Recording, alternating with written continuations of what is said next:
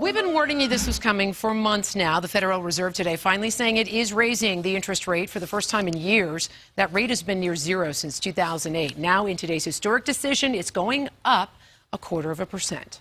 Even after this increase, monetary policy remains accommodative.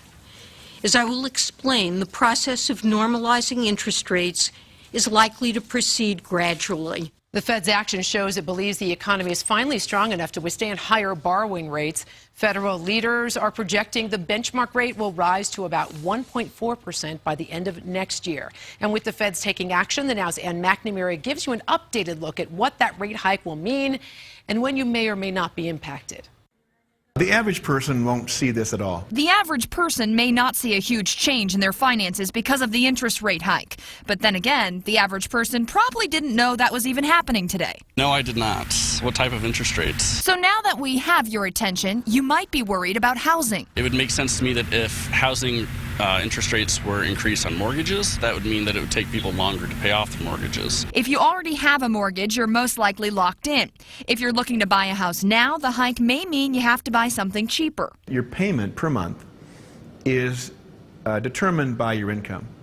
And if your interest rate goes up even a little bit, that payment goes up a little bit, which does not allow you to qualify for the same amount of loan, and so you'll have to buy a home which is at a little lower price. Broker Jeff Hawks says most lenders made moves months ago in anticipation of today's hike. So the only people who really have to worry today are big borrowers. The guys who have hundreds of millions of dollars floating based on these rates.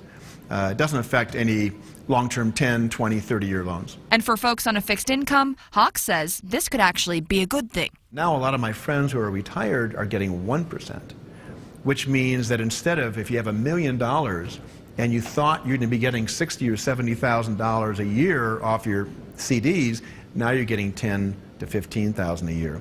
It's a big difference for those who are retired. For the Now, I'm Ann McNamara.